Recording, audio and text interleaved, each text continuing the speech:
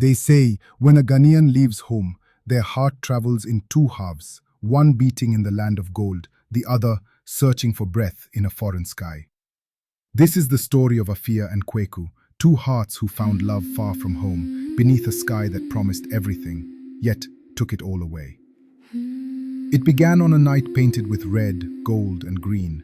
Afia, the nurse with a heart of patience, and Kweku, the dreamer with eyes full of ambition. They met under flashing lights and Afrobeat rhythms, strangers in a land that didn't call them by their real names. When their eyes met, the world grew quiet. Even far from home, hearts still find their way back to each other. That night, love spoke in Twi, danced in high life, and smiled in hope. They built a small world of their own. Late night cooking, laughter, dreams whispered between tired shifts. Afia worked double shifts at the hospital, while Kweku chased his master's degree by day and his destiny by night. Together, they shared fufu and faith, phone calls from Ghana, and the promise of better days. In love, even struggle feels like a song, but America has a way of testing the heart, slowly, quietly.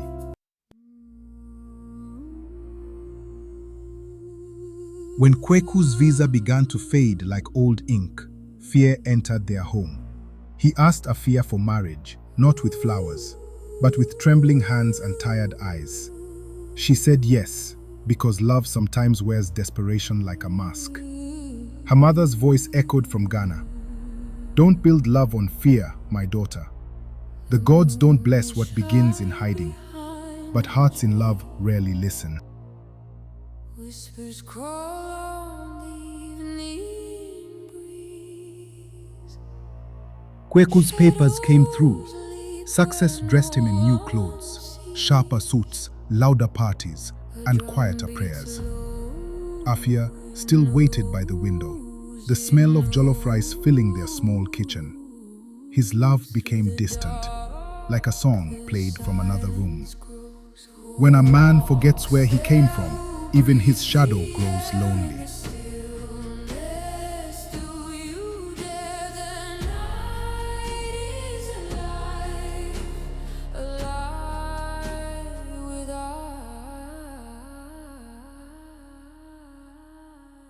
Then came the call no daughter wishes to hear.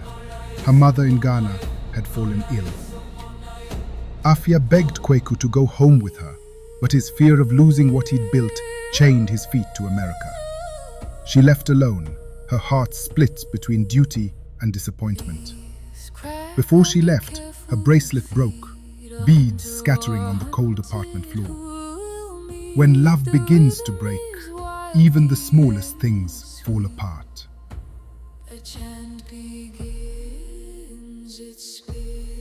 In Ghana, the skies wept as Afia tended to her dying mother. She sent Kweku a message, a simple voice note. I still love you. When I return, maybe we can start again. But fate had already written the final verse. That same night, Kweku's car crashed on a wet American road, his last text unsent, his voice forever silent.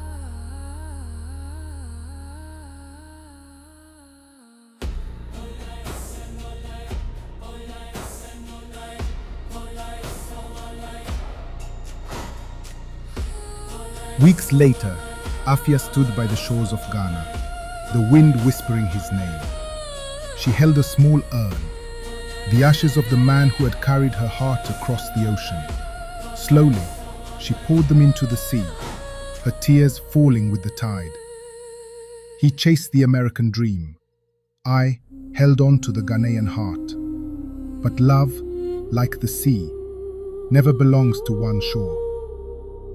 As the waves carried him away, she whispered his name, not in anger, but in memory. Two hearts, two homes, and one love, lost beneath two skies. For every Ghanaian heart that beats abroad, there lies a story, like Afia and Kweku's, of love that tried to bridge oceans, but drowned in silence. Yet, even in tragedy, there is beauty, because love, once true, never truly dies. It becomes part of the ancestors' song.